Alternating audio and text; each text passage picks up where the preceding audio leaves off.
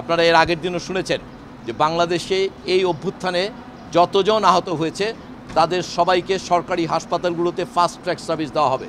এটা আজকে এই সংবাদ সম্মেলনের মাধ্যমে আমরা সারা দেশের সকল সরকারি হাসপাতালের জন্য এই নির্দেশনা রাষ্ট্রের পক্ষ থেকে দেওয়া হচ্ছে যে তারা তাদের সামনের রোগীতেই চলে যাওয়ার পরেই এই আহতদের যারাই আসবেন এই কার্ড প্রদর্শন করলে তিনি অগ্রাধিকার পাবেন।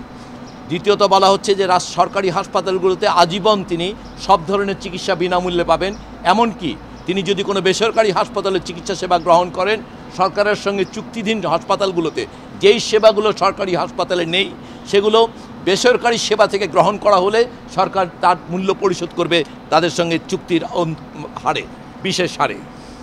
একটি হাসপাতাল সম্পর্কে বারবার আলোচনা এসছে যে একটি মাল্টিডিসিপ্লিনারি হাসপাতাল, বিএসএমএমইউ হাসপাতালটি এই মাল্টিডিসিপ্লিনারি হাসপাতাল হিসেবে বিএসএমএমইউর কেবিন ব্লক ডেডিকেট করা হয়েছে এই সুনির্দিষ্ট কারণে।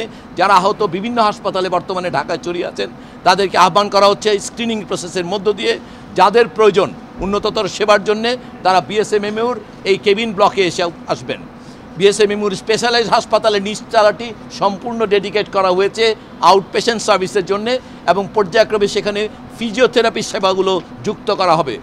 এমনকি মনে করা হচ্ছে, আমরা চেষ্টা করছে রাষ্ট্র যে রোবোটিক যে নিউরো স্টিমুলেশনের যে অত্যাধুনিক যে ফিজিওথেরাপি সেবা আছে সেগুলো হয় বিএসএমএমইউ হসপিটালে অথবা অন্য কোনো সরকারি বা বেসরকারি যদি এখানে সম্ভব না হয় সেখানে এই সেবাটি স্থাপন করা হবে এবং এই সেবার জন্যে প্রয়োজনে বিশেষজ্ঞ দলকে বিদেশ থেকে এনেও এই সেবা প্রথম পর্যায়ে শুরু করা হবে। দেশের সকল বিভাগীয় সদর এবং বিশেষায়িত হাসপাতালগুলোকে একটি নেটওয়ার্কের আওতায় রাখা হবে। অতএব মানুষকে যে দৌড়ে দৌড়ে ঘুরতে হয় এবং তারা যে রেফারেল সিস্টেম, এই রেফারেল সিস্টেমটি ইন্টিগ্রেটেড থাকবে এবং ডেডিকেটেড বেডগুলো এই আহতদের জন্য ডেডিকেটেড বেড বিভাগীয় সদর এবং ঢাকার বিশেষায়িত হাসপাতালগুলোর সবগুলো একটি ড্যাশবোর্ডে দেখা যাবে এবং তারা জানতে পারবেন যে ওনার নিকটস্থ কোন হাসপাতালে ওনার সেবাটি পাওয়া যাবে।